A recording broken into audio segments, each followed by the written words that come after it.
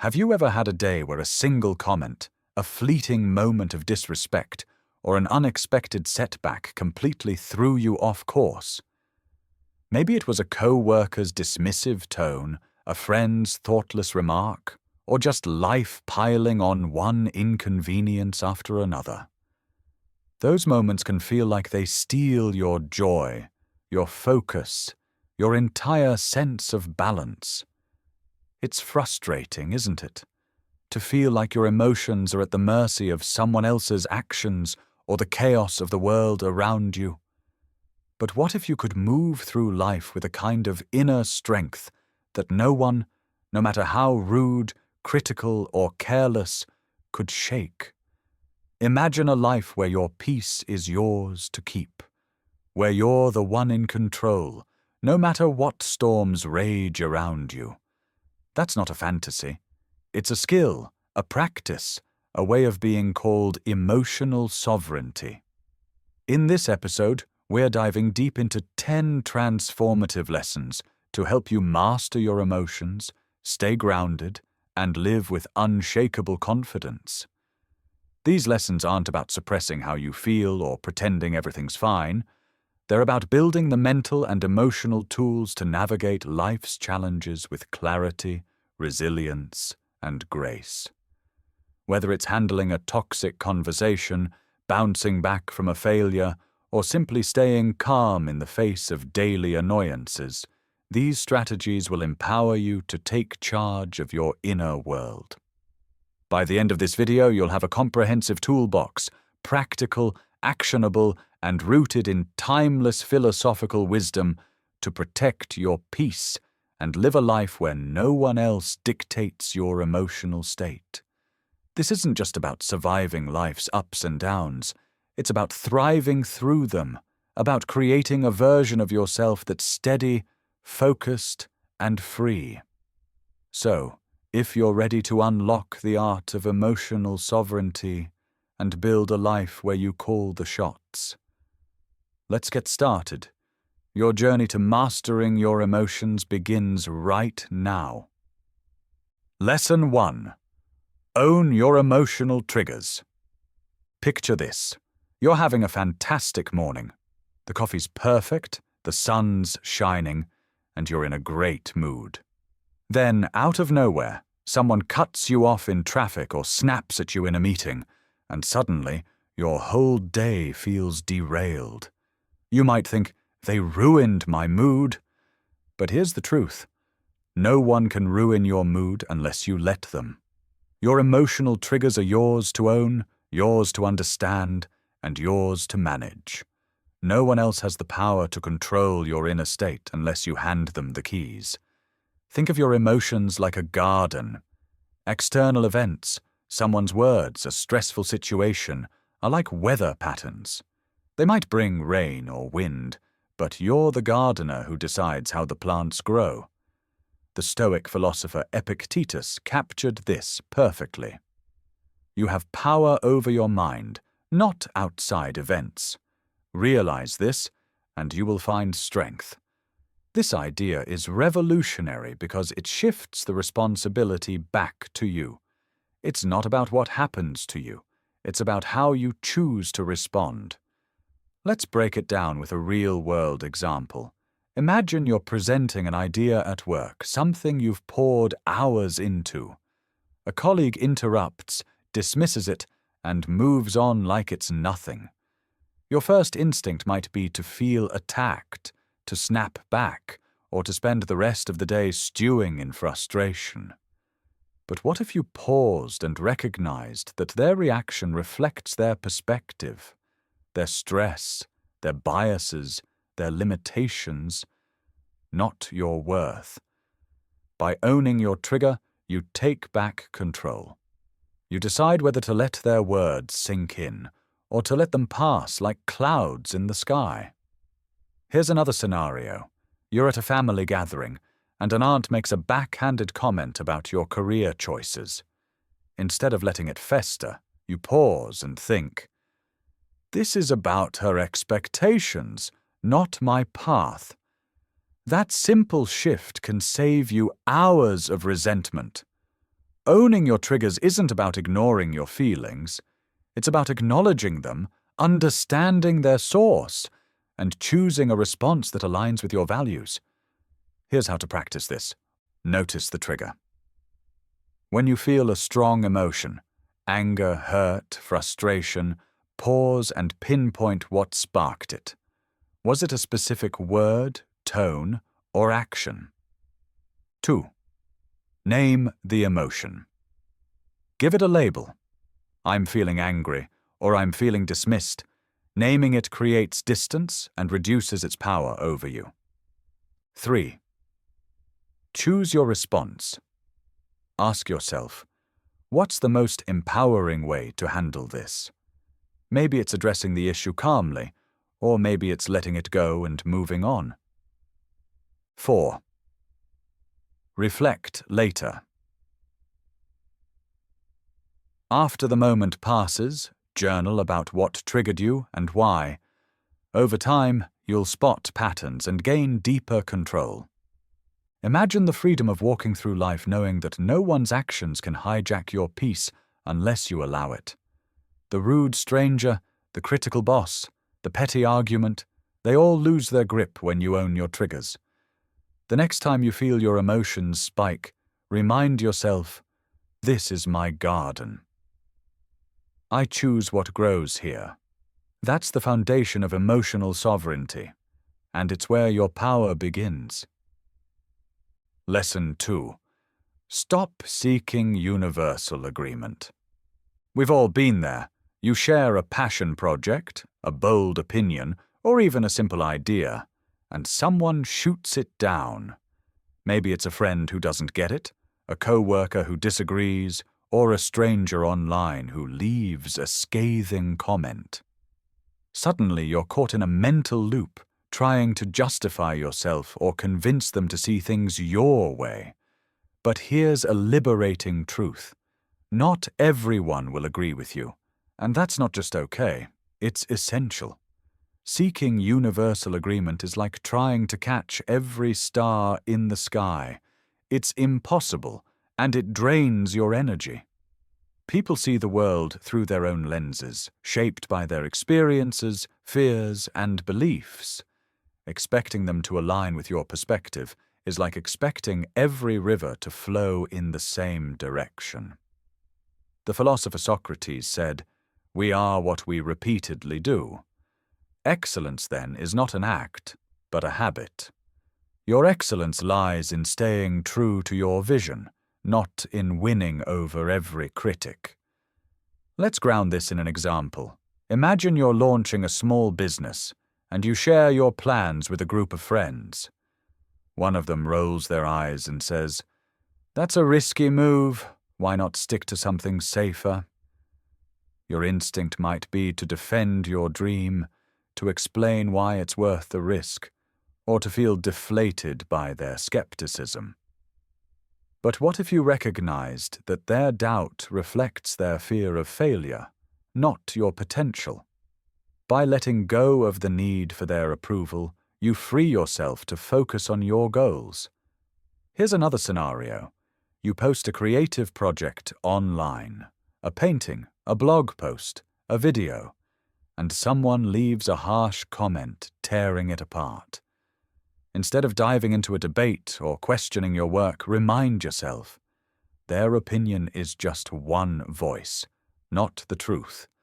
Your job isn't to make everyone agree with you, it's to create something that matters to you. This mindset doesn't mean dismissing feedback entirely. Constructive criticism can sharpen your ideas, but chasing universal agreement only dilutes your purpose. Here's how to stop seeking agreement. 1. Accept diverse perspectives. When someone disagrees, remind yourself their view is shaped by their reality, not yours. It's not a rejection of you, it's just their lens. 2. Ground yourself in your truth. Write down why your idea or action matters to you. Revisit it when doubt creeps in. 3. Let go of convincing. Ask, does this debate serve my purpose? If not, walk away and keep moving forward. Seek allies, not converts. Surround yourself with people who support your vision, but don't expect them to agree with every step. The less you need others to validate your choices, the more freedom you have to live authentically. Their disagreement doesn't define your worth, you do. The next time someone challenges your ideas, smile and think, their stars aren't mine to catch. Lesson 3. Embrace imperfection as growth. We all chase perfection at some point, whether it's the perfect career, the perfect relationship, or the perfect version of ourselves. But perfection is a mirage. The harder you chase it, the more frustrated you become when reality falls short. Embracing imperfection doesn't mean lowering your standards. It means seeing mistakes, flaws, and setbacks as essential parts of your growth. Lao Tzu said, "A journey of 1,000 miles begins with a single step. Every stumble, every misstep is part of that journey." Let's paint a picture. Imagine you're learning a new skill, like playing the guitar. Your fingers fumble, the chords sound off, and you're nowhere near the sound you imagined. It's tempting to quit, to think, "I'm just not good at this." But what if each wrong note was a lesson, guiding you closer to mastery? By embracing imperfection, you shift from self-criticism to self-discovery. Here's another example. You're working on a big project at work, and despite your best efforts, it doesn't meet expectations.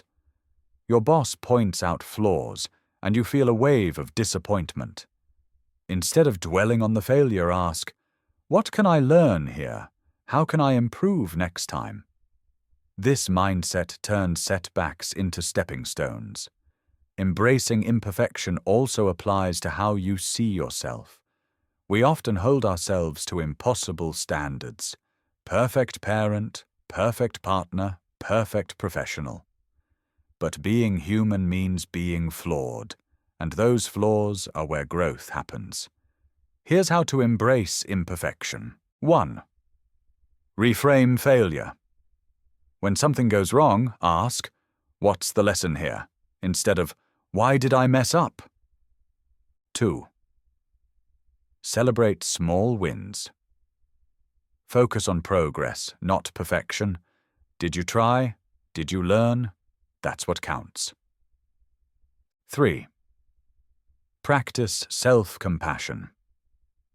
Treat yourself with the same kindness you'd offer a friend who's struggling. Track your growth. Keep a journal of your efforts and improvements to see how far you've come over time. Imperfection isn't a sign of weakness. It's proof you're trying, learning, and evolving. The next time you stumble, remind yourself, "This is my journey, and every step, even the shaky ones, is leading me forward." Lesson 4. Don't let external chaos steal your calm. Life is unpredictable. Traffic jams, rude strangers, last-minute crises, they're all part of the human experience. But just because the world is chaotic doesn't mean your inner world has to be. Your calm is a treasure, and it's yours to protect. Think of your mind like a fortress. External events might bang on the gates, but you decide what gets inside. Marcus Aurelius said, "If you are distressed by anything external, the pain is not due to the thing itself, but to your estimate of it, and this you have the power to revoke at any moment." This wisdom is a game changer. The chaos outside doesn't have to become chaos within. Let's look at an example. You're in a grocery store, and the line is moving at a snail's pace. The person behind you is grumbling loudly, and the cashier seems overwhelmed. You could let their frustration infect you, or you could focus on something within your control, like taking deep breaths or appreciating the fact that you're getting what you need. Here's another scenario. Your day is packed, and then a coworker dumps an urgent task on your desk. Instead of spiraling into stress, you pause and think, I can't control their timing, but I can control how I approach this. By choosing calm, you keep the chaos at bay.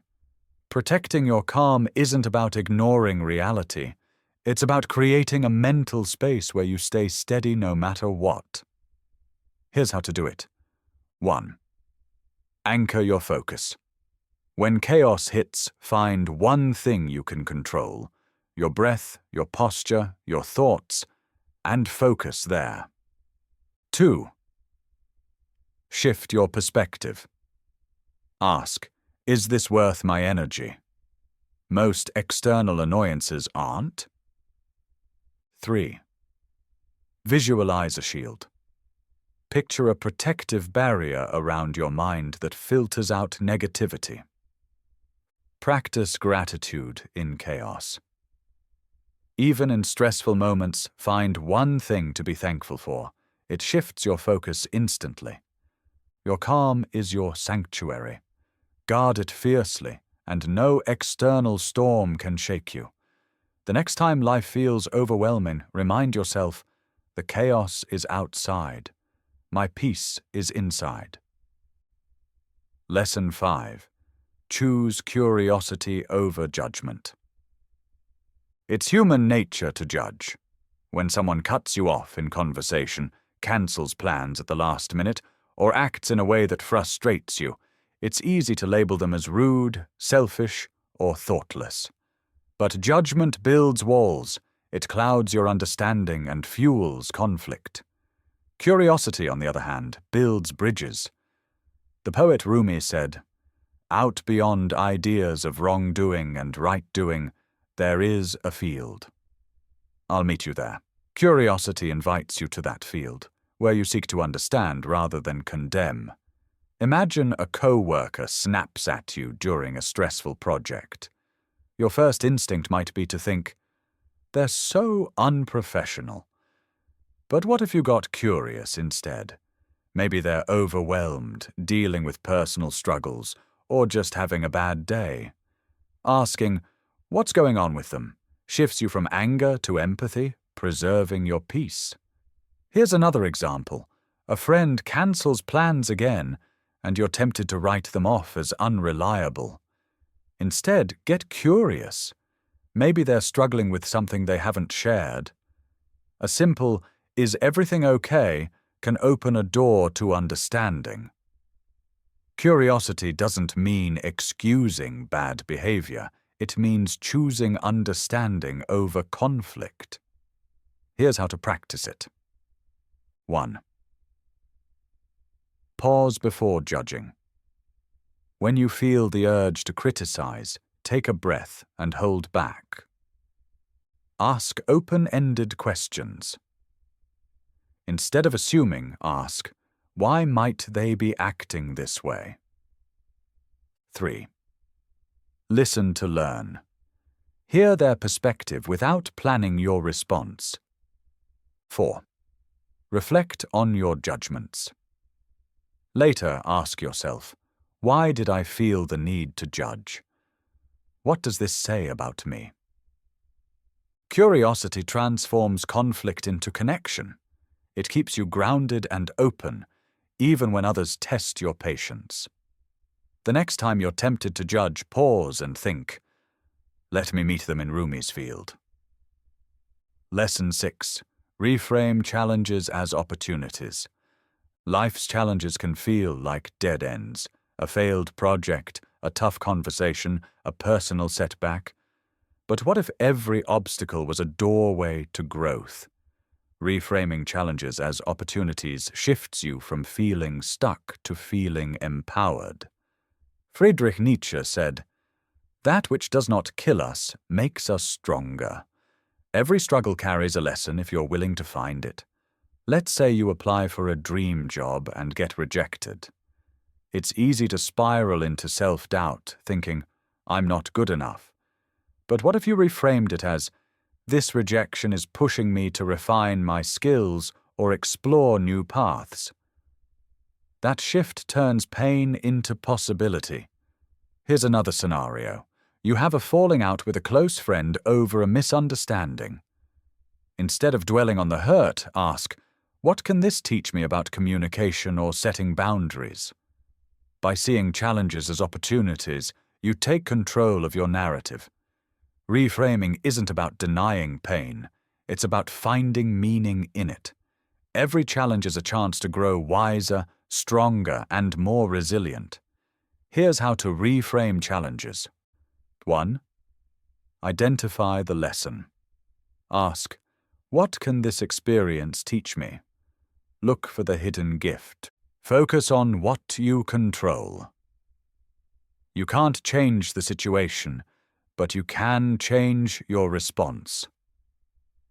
3. Visualize growth. Picture how this challenge will shape you into a better version of yourself. Share your insight. Talk to a trusted friend about what you've learned. It solidifies the lesson. Challenges aren't here to break you, they're here to build you.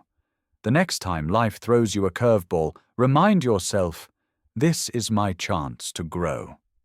Lesson 7. Cultivate inner silence.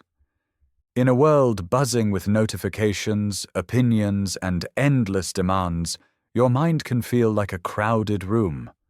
But emotional sovereignty requires a quiet mind, a place where you can retreat and find clarity no matter what's happening around you. Thich Nhat Hanh said, silence is essential. We need silence just as much as we need air, just as much as plants need light. Inner silence isn't about escaping reality. It's about creating a space where you can think clearly and act intentionally. Imagine you're in a heated argument with a family member. They're raising their voice, and you feel the urge to match their energy. Instead, you pause, take a deep breath, and tap into your inner silence. That moment of stillness lets you respond with clarity instead of reacting with anger. Here's another example. You're overwhelmed at work, with emails piling up and deadlines looming. Instead of panicking, you take 5 minutes to sit quietly, focus on your breath, and let the noise fade. That brief pause recharges your focus and keeps you grounded. Cultivating inner silence is like building a mental sanctuary. It's always there when you need it. Here's how to do it. Practice mindful breathing. When stress hits, take slow, deep breaths to center yourself. Create daily quiet moments. Set aside 5 to 10 minutes each day for silence. No phone, no distractions. 3. Use silence as a response. When provoked, let silence be your shield instead of firing back. Meditate regularly. Start with short guided meditations to train your mind to find stillness. Inner silence is your anchor. Build it, and you'll always have a place to return to no matter how loud the world gets. The next time chaos surrounds you, pause and think, I'm stepping into my sanctuary. Lesson 8. Release the need for control. We all crave control over our plans, our relationships, even how others see us. But trying to control the uncontrollable is like trying to steer a river. It's exhausting and futile. True peace comes from letting go of what you can't control and focusing on what you can. Your thoughts, your actions, your perspective. Lao Tzu said, by letting it go, it all gets done. The world is won by those who let it go. This doesn't mean giving up. It means trusting that you can handle whatever comes without needing to micromanage every detail. Imagine you're planning a family vacation and everything goes wrong. Flights are delayed, the hotel messes up your booking, and the weather turns sour. You could stress over every detail, or you could focus on what you can control, enjoying time with your family, finding small moments of joy. Here's another example. You're waiting for a big decision, like a job offer or a medical result. The uncertainty is agonizing, but instead of obsessing, you let go and focus on the present, your work, your hobbies, your relationships. Releasing control is about embracing life's unpredictability while staying grounded in your own power. Here's how to practice it. 1. Identify what's yours. Ask, what can I actually control here? Focus only on that. 2. Accept uncertainty. Remind yourself that uncertainty is part of life and you're strong enough to handle it. 3. Trust the process. Believe that letting go creates space for new possibilities. Practice surrender daily. Start with small things, like letting go of needing the perfect morning routine. Releasing control is wisdom, not weakness. It's trusting yourself to flow with life's currents. The next time you're tempted to cling, remind yourself, I can't control the river, but I can navigate it. Lesson 9. Build resilience through reflection.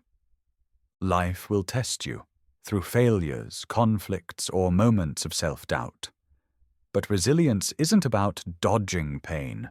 It's about growing from it through reflection. When you take time to reflect, you turn raw experiences into wisdom, making you stronger for the next challenge. Confucius said, "By 3 methods we may learn wisdom. First, by reflection, which is noblest. Second, by imitation, which is easiest. And third, by experience, which is the bitterest." Reflection turns bitter experiences into noble growth. Imagine you have a tough day at work. Deadlines pile up, a client is unhappy, and you feel like you're falling short. Instead of pushing it aside, you take 10 minutes at the end of the day to reflect. What went wrong? What could I do differently? What did I do well?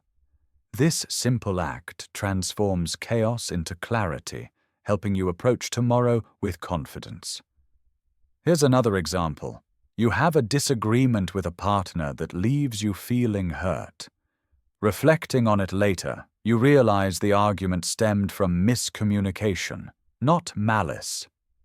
This insight helps you approach the next conversation with empathy. Reflection isn't about dwelling on the past, it's about mining it for lessons that make you stronger. Here's how to build resilience through reflection. Set aside time. Dedicate 5 to 10 minutes daily or weekly to reflect on your experiences. 2. Ask powerful questions. What did this teach me? How can I grow from it? 3. Write it down. Journaling helps you process emotions and spot patterns over time. Share your insights. Discuss what you've learned with a friend or mentor to deepen your understanding. Reflection is your secret weapon for resilience. It turns pain into power and setbacks into stepping stones. The next time life feels heavy, pause and ask, what wisdom can I find here? Lesson 10. Live with intention. Emotional sovereignty isn't just about reacting less. It's about living more deliberately, aligning every choice with your deepest values. When you live with intention, you stop drifting through life and start shaping it. Viktor Frankl said, "Between stimulus and response, there is a space. In that space is our power to choose our response. In our response lies our growth and our freedom." Living intentionally means using that space to make choices that reflect who you are and what you stand for. Imagine you're faced with a tough decision, like whether to stay in a comfortable but unfulfilling job or take a risk on a new path. Instead of reacting impulsively, you pause and ask, does this align with my purpose? Does this move me closer to the life I want? Or picture a smaller moment. You're tempted to scroll through social media instead of working on a personal goal. By choosing intention, you put the phone down and take one step toward your dream. Living with intention isn't about being perfect.